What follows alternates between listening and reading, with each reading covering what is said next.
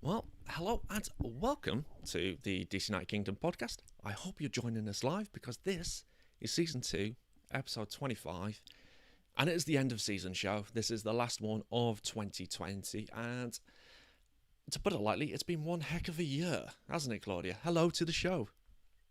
Hi, everyone. It has been a crazy 2020. It's definitely not what we expected. Coming into this year, do you know how excited we were? How excited everyone was? 25th year of MLS, all these plans, huge kit reveal in New York. Like, that's kind of what kicked off the year. Yes. And memories. I don't know what happened. Yeah.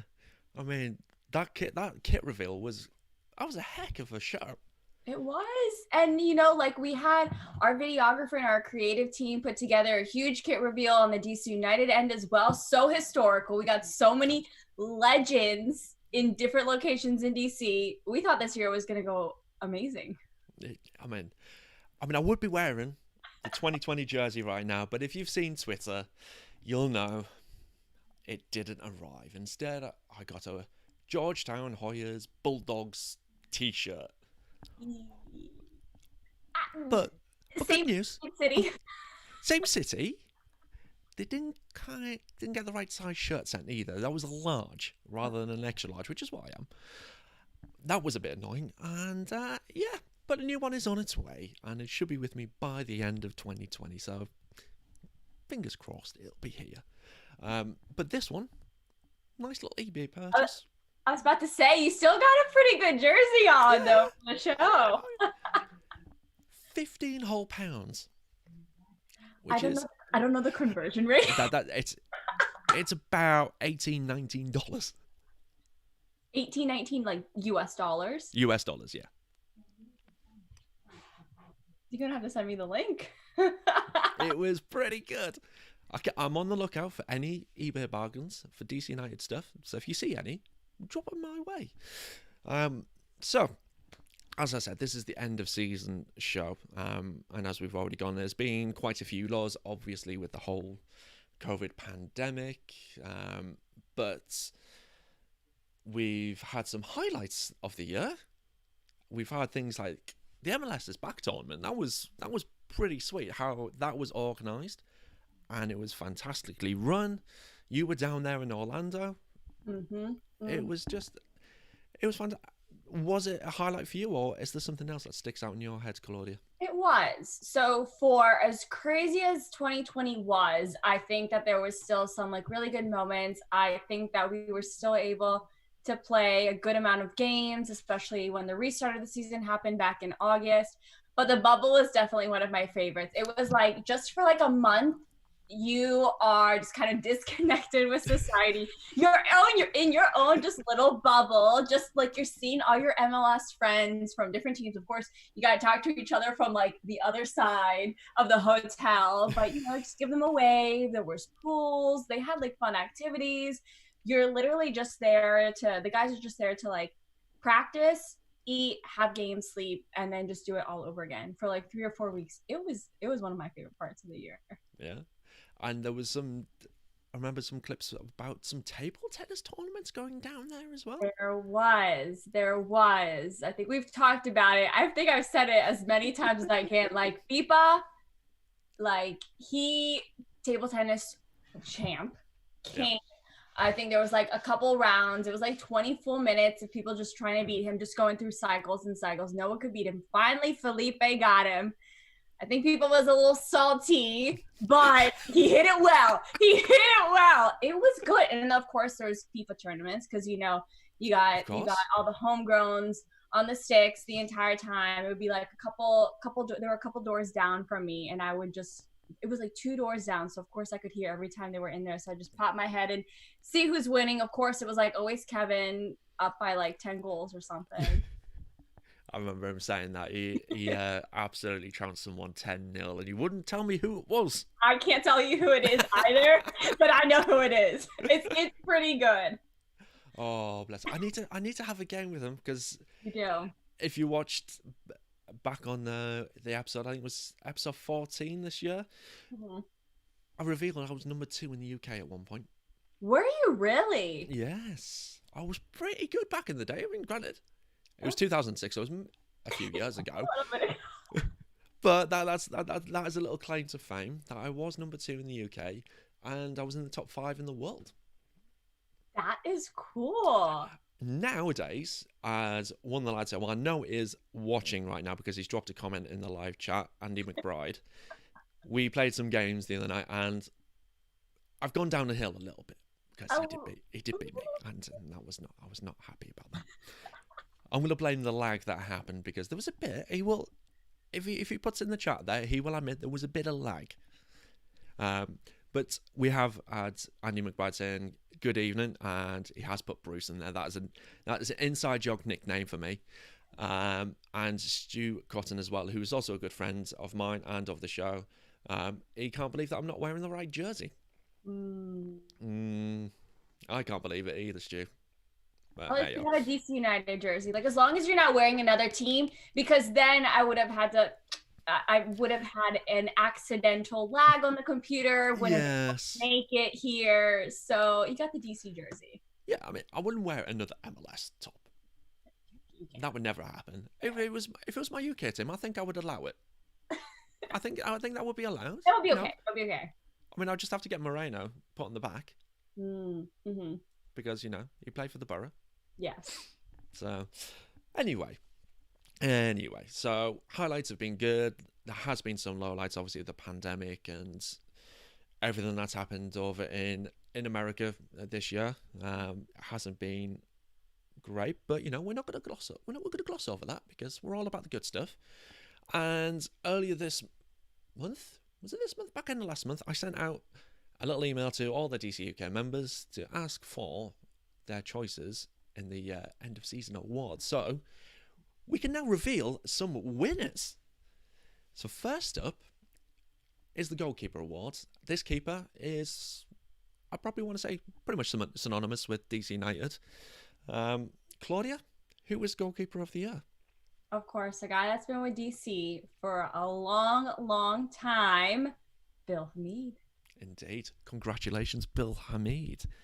I mean, it was close. I will give him that. It was close between him and Chris Seitz, because, Chris Seitz had a good spell in goal, kept a few clean sheets through the year, and he played really well. So I think a little shout out for Chris as well. I think he stepped up when the team needed him. He did very, very well. I really enjoy having him on the team, and off the field too. He is a great guy. A great guy to have on the team.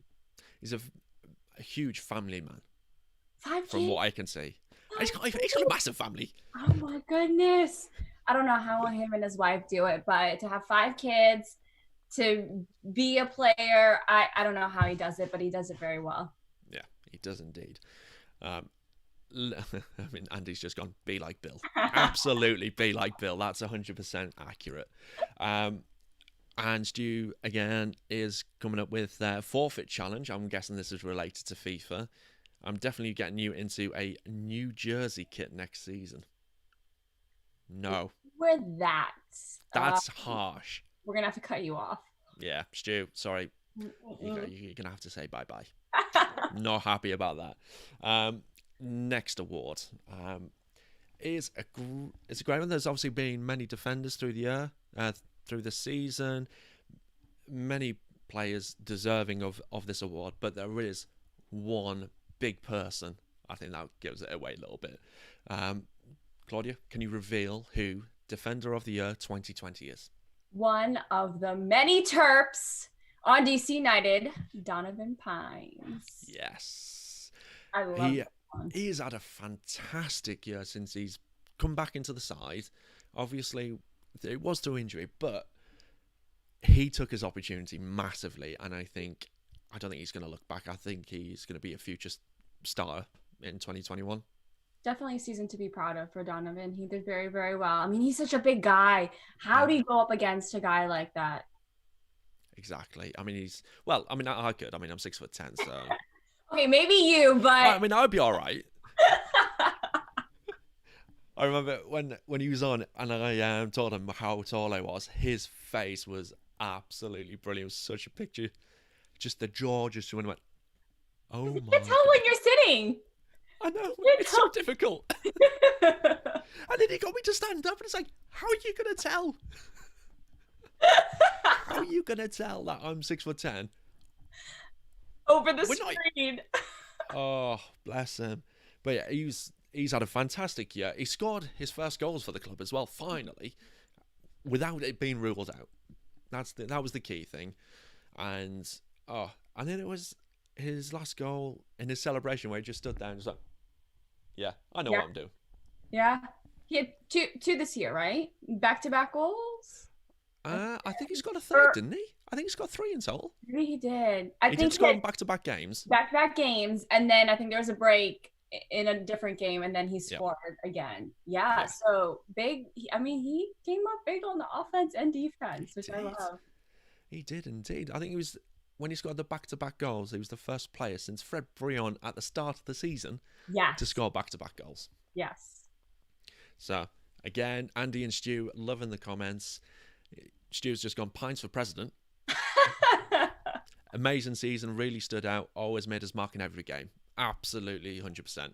You knew he was there. He's for his size, he's a quick bloke. What? He's quick. He is. He is. He is very quick. Yeah. Very quick. And then Andy Pine Tree would take him in the Manchester United defence. I love it. I mean, to be honest, anything's going to improve the Man United defence right now. Oh, mind you, they did keep a clean sheet against Man City. I'm going to leave it there. Not gonna start any hot takes here. Here's a question for you before we move on to some more awards. Uh-oh. Who do you follow in the UK? Oh, see, I don't really follow too many teams. No? I hope people don't come after me for that. I don't have a specific team. No? I'll just watch if I happen to be on like watching TV at the time and there's a game, but I don't follow anyone specific.